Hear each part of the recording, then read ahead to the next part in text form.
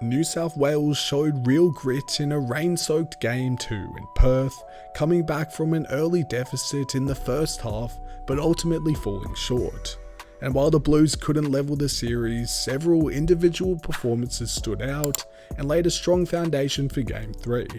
Today we rate each player in the New South Wales Blues lineup, so let's get straight into the video. Dylan Edwards was quiet in the first half with limited touches, yet his solid reads and handling helped snuff out a crucial To'o kick on his own line. He did, however, commit 3 costly errors and let frustration show when he openly questioned a referee call. Despite his error count, he still ran for a respectable 160 metres and tackled at 100% efficiency, and the fullback is clearly adjusting to the pace of Origin footy but continues to offer stability in defence.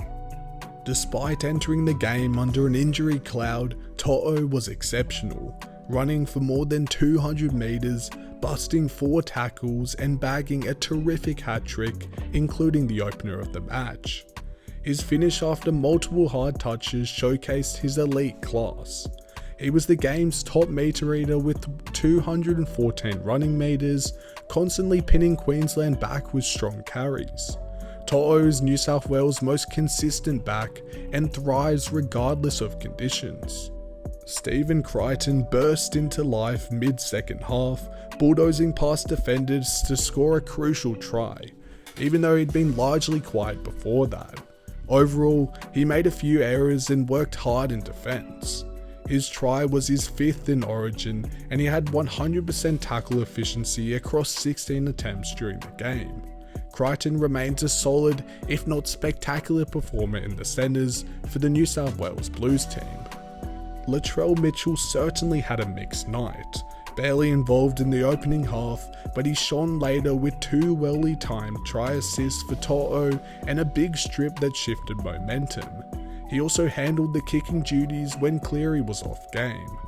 He finished with 100 run meters, a line break and a forced dropout, showing signs of his attacking class.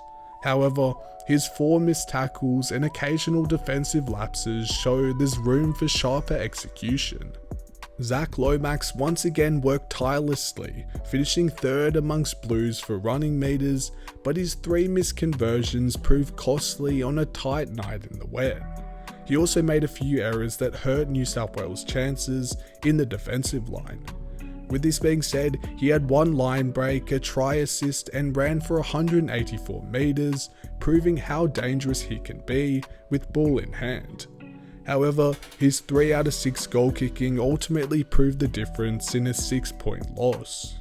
Jerome Luai's Origin return started very poorly, as he kicked the ball out on the full with his first touch. But he regrouped to orchestrate strong second half plays, delivering 2 try assists with smart in-goal kicks. His discipline, although, let him down, with some missed tackles and penalties as a result. Still, he had 2 line break assists and a try contribution, sparking the Blues' best attacking moments. Luai showed why his creativity is crucial to New South Wales' momentum shifts overall. Nathan Cleary battling a leg injury which seemed to limit his kicking game and composure in key moments, with a poorly timed cross kick that stood out. He did display flashes of his elite playmaking with clever passes and runs, and was cruelly foiled by a disallowed try. He had 394 kicking meters, 1 line break assist, and handled goal kicking duties reasonably well. His 4 missed tackles and the injury clearly hampered his typical game management skills, nevertheless. The big front rower Max King didn't have many minutes, but he produced a solid outing with 42 metres from 6 carries and 32 vital tackles in just 26 minutes. Overall, he looked composed in defence and was very reliable in ball carries.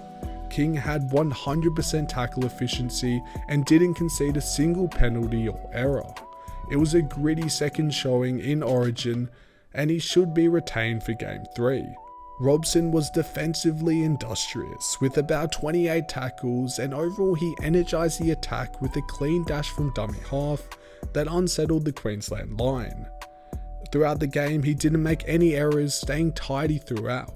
He had a line break assist and didn't miss a tackle in tough conditions. Robson's work rate and sharp service helped keep New South Wales competitive throughout the middle of the field.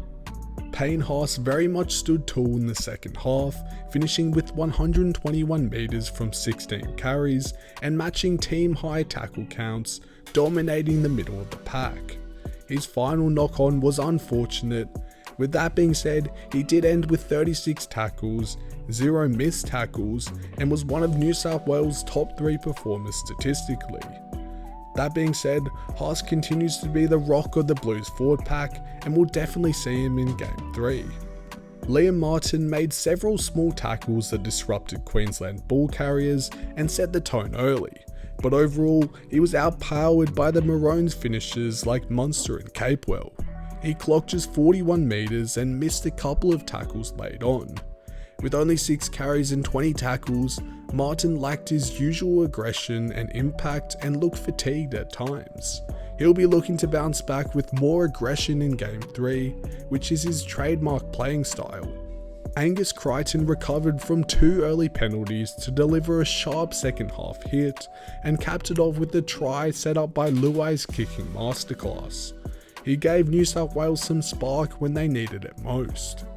Throughout the game, he ran for 82 metres, made 25 tackles and had a line break to his name. Crichton's edge running and effort plays make a clear difference in the comeback push, although they fell short in the end. Isaiah Yeo was yet again impeccable. Near 100 metres gained, about 30 tackles, 0 penalties or errors, his trademark consistency on full display even in testing wet conditions. He kept the forward steady and called for the ball when the Blues needed it. He had 1 line break assist, 1 try contribution, and operated at 96% tackle efficiency. Yeo's calming presence and football IQ remain essential to New South Wales' structure. Connor Watson had limited opportunity late in the game, but didn't significantly spark the back line as he had hoped. He worked hard in dummy half but only had flashes of impact. He made 22 tackles in just 29 minutes, but had just 1 run for 8 metres. Watson's energy is evident, but he needs more time and freedom to showcase his attacking instincts, as he does with the Roosters. Leniu brought aggression off the bench. He smashed Lindsay Collins and executed a clever decoy that helped create a Blues try. Combined with nearly 99 metres from 14 runs and a tackle count topping the Interchange forwards, he made a solid case for more minutes next match. He also had 100% tackle efficiency with 24 tackles and was error-free despite his aggressive style. Leniu's impact on the bench continues to be one of New South Wales' biggest weapons. Hudson Young was instantly effective, logging around 99 run meters and 32 tackles after coming on, and helped shoulder the attack burden alongside Haas. He did, however, commit 2 risky errors, including one in his own 20. He had 2 tackle busts overall and worked hard on both sides of the ball, even chasing kicks with intensity. Young's energy and physicality make him a strong utility forward for the Blues. Overall, Stefano Utukamanu struggled to impact the contest, managing only 34 metres and 20 tackles off the bench. With that being said, he also gave away a costly obstruction penalty that stopped a Cleary potential try.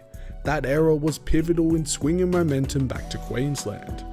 He also missed 2 tackles and was the only New South Wales forward to concede a penalty, and Stefano's lack of impact puts his Game 3 spot in serious doubt.